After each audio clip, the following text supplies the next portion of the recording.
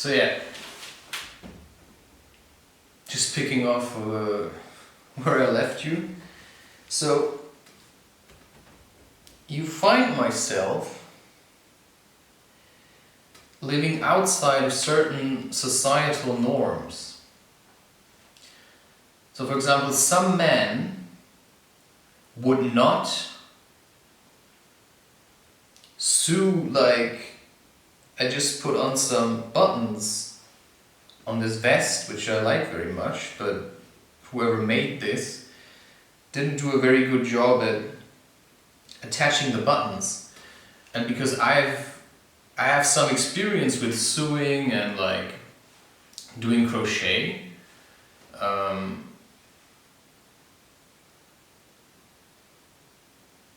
know how to do these things. Somehow this word knitting is in my head. Because this, for example, this hat, I made it myself with crochet. And I also learned how to make like little bags with crochet. And for that I also had to learn how to attach buttons, because I wanted to close it. And I have been like making little presents out of these. And the thing is that I know how to do these things because I learned to disassociate myself from the general image that has been created for man. And it is impossible to fulfill these images. For example, Gandhi, he made his own clothes. Now maybe this will be something that I will do in the future, because often I find that the clothes that I want, they don't really exist. And I would love it to make my own clothes, but for that I also need more space, and like financially I'm a bit thin, but it's getting better. And so I need to find out ways to do things that I cannot learn from most men, because most men are like, I'm a man, but they don't know what that means. Like, man cannot show emotions, a man that cries is weak, and all these kinds of things. And I don't want to cry in front of people, simply because in order to cry in front of someone would also mean, I need to open up quite a bit. But if I felt like, I need to cry right now, I probably would do so. But I found ways to manage without. And sometimes I feel myself wanting to cry because I feel like it's something necessary, but I don't think it is. I don't cry in the way that most people cry. Some people cry because they want attention, and I don't want to cry to get attention. I can deal with my emotions on my own. And something I've learned is to manage my own emotions rather than wanting others to manage them. And that's the point of, projecting your anger onto other people, also in the family, actually makes you kind of weak. And I didn't want to be weak anymore. So if you want to like crochet your own hat, but you don't do it because of what other people might think, might think, this hat makes me feel uncomfortable at times. Whereas I know that other people like it, but it's hard to wear things that are out of the norm. But at the same time, it makes me unique. Consider yourself a work of art. I like my body to be in the way that it is. And then there will be people that will judge me, and other people that may be jealous, because, he looks quite fit. But still, there will be people that will judge me also. So, like I said, it doesn't really matter what you do as long as you like doing it. So maybe you don't like crochet because of the way that you've been taught a man should be. But I have realized that to be a man doesn't mean you always have to be like hard and like stern, but also to be gentle. Especially with women, I think like a more gentle approach is needed, because they're highly emotional beings, women. Like, they just act on emotion. If you don't show any emotion, it unsettles them, makes them insecure, because they feel like, they need to know what you're feeling. To be passionate about things, to share your passion with others. But often, if you're passionate about something and others are not, they will get jealous on, That's what I feel like, I make my own hat. Like, I sue on these things, and other men cannot do it. And when they realize that women actually like what I do, they get jealous about it, and that's just something that makes it somewhat tedious to be yourself and to make these things, because jealousy just ruins it. So it also is like a mental struggle to just do a thing like sew on a button, like choose some kind of clothing, because you wouldn't want others to find out. That's how ridiculous the mind works.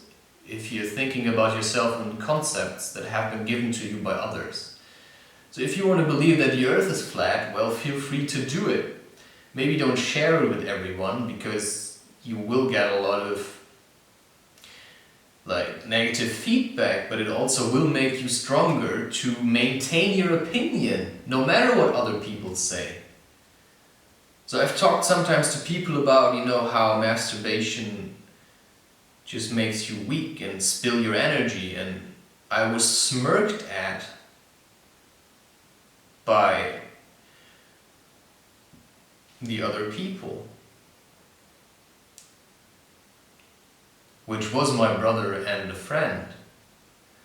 And I could see that, the friend was laughing at it, and because my brother was also friends with him, and I'm the kind of spiritual guy with the weird opinions, but being always the weirdo also made me stronger.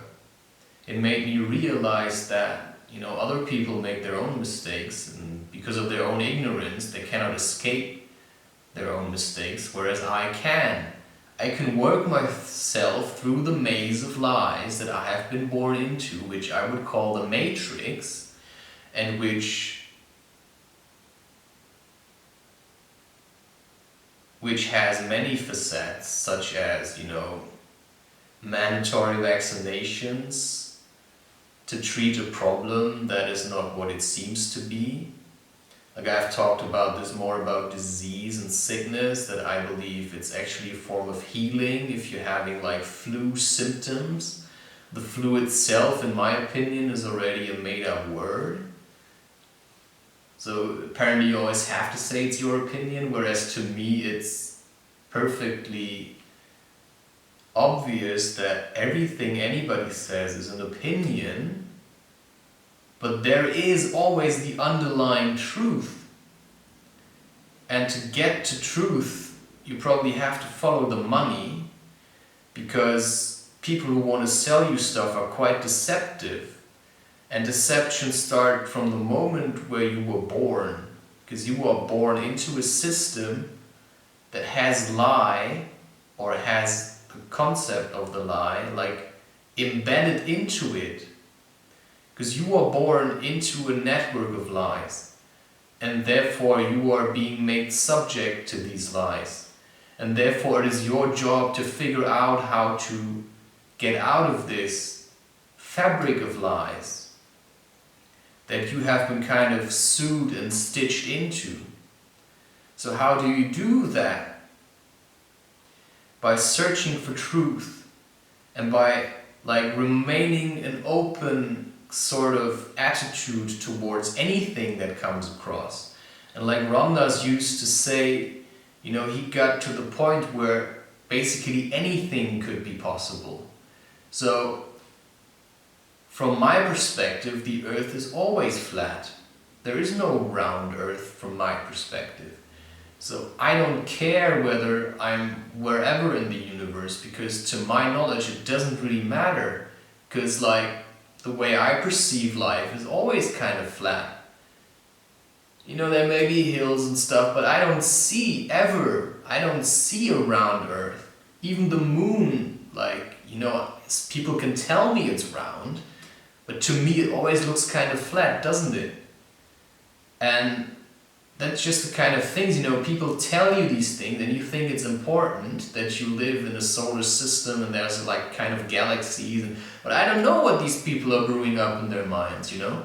I don't know, you know, you can do so many things with camera perspectives. You can do so many things with animation these days. You know, you can animate around Earth. And therefore, I don't believe anything I see. I believe what I feel and what I perceive and what I think to be true. That's the only thing that's relevant to me. And therefore, when I see things on television about wars going on and pandemics and all kinds of stuff, I'm highly, like, critical. Because I don't want to live an ignorant life anymore. I want to shape my own opinion. Because just sucking up to these things just makes me buy the newest product that somebody thinks I ought to have. Because that's what this system is built to do, like make you buy stuff. And it starts with buying the lie that you need certain things. And you know, I can do better things with my money than just buy all these products that I actually don't need. Like, just try it. Like, try for 1 year to not buy anything new except for food. Like, the only thing you invest in, it keeps you nourished. You don't buy anything materialistic, like, you know, you don't buy any new bed sheets, you don't buy any new electronics, you don't buy anything, you know, you don't buy any new clothes, you just learn to fix the ones you have. And then you will learn to appreciate the ones you have more. Sometimes I get new clothes from my brother because he keeps buying new ones, because he thinks, you know, he has to change it. I just keep wearing the same things, and then I just learn to fix them. And that makes me more creative, and that makes my mind work. You know, you learn how to work with what you've got. So I have wool at home, I use it to make a hat. So you know, your brain starts making new connections because, you know, maybe your solution is whenever something breaks, you buy something new. But you will get kind of inventive when you start fixing the things that you have, because you will develop new skills. Like suddenly you can crochet, suddenly you can sew on a button, which seemed impossible or not even a possibility some weeks ago. Suddenly you will realize, holy shit, like, you know, I have a lot of stuff, like I don't usually wear all of this, and suddenly you start wearing the things that you didn't like anymore, but suddenly you like it because it's what you've got. So you work with what you've got instead of, you know, continue to buy things you don't have. And then you can maybe invest your money more in experiences at a later stage. So buy nothing. So you can invest rather in a holiday, which will change you, but you don't go to fancy hotels. You try to plan your holiday as cheap as possible. You go to hotels and hostels. You know, you go backpacking. You know, you may rent a car instead of buying like an all-inclusive trip or something. You know, you keep on the move. It's quite uncomfortable to plan your own trip. The first time will be hard, but it will get easier. It will get easier, especially also when you travel on your own and you don't have to go to Egypt or something, or to Africa the first time. You know, you can do small trips. You just do one trip to like the village, you know, the next village or something. And you just stay there in Airbnb or Airbnb, or maybe you go camping for just one night. And then you just make new experiences, things you haven't done before. And you realize, oh shit, like I haven't really lived until now. Because every time I felt miserable, I just changed my clothes. So also the reason why I have this hairstyle is because it's easy and I can do it myself. I don't need a barber for this, so it's cheap. I use what I have available. Just like a shitty like hair clippers that feel like they're more ripping out my hair than like actually cutting it. So I took the scissors I used to maintain my beard, because scissors they don't really break. If you buy something electronic at one point, the battery is going to break. So right now I'm using the same kind of camera for all different kind of things, and it makes you more inventive to use what you have rather than always thinking, oh, I'm just gonna buy something new if it breaks.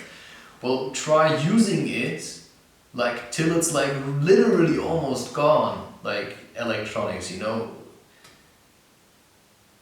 And the more you detach yourself from using electronics to make you happy, you can actually live a life which is more real, because everything inside of this electronic world is unreal. Like you look at your phone, it's an unreal world you're looking at. It's not real, it has nothing to do. It's never going to give you any experiences other than something fake. So instead of like looking like this on screens, you should look like at the world, which gives you like an in-depth experience. You can actually touch and feel things. Whereas these other things, all they're going to give you is unreal. That's why I like to write books and I don't do e-books, because I want that people feel it. I want that they like open it. I want that they get annoyed of the wind blowing at the pages. On any kind of ebook reader, you don't get that experience. You don't get the feeling of touch as much. And that's what I want. I want people to make an effort to do things. I want people to get out of their comfort zone. I want people to get away from these electronic devices. And yes, I do read with my ebook reader simply because, I have it, and right now it saves me money. But, I can choose how I produce my own art. And an ebook is no art, it's just like chain production, it's just like easy. Oh, you download it, you have it, I don't want that. I don't want instantaneous things. I want things that you wait for. And that's why I choose to produce my work in the way that I produce it, and not in the way that people may want me to. I don't give several action options for my books simply because it's not necessary. I don't let you choose what you get. I give you what I want to create. And if I choose hardcover, I choose hardcover. If I choose soft cover or paperback, I choose that because that's how I want the book to be. There's not always several options. You work with what you got. And if you want to read my stuff, you pick it. If you don't want to read it, get lost. You can find somebody else to teach you. I know I've got something to teach, so I'll teach it. And you listen or you don't. You dive into my world or you don't. I don't care.